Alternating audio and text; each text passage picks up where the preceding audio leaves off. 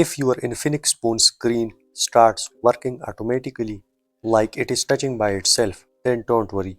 In this video I will show you how to check this problem properly and how you can fix it.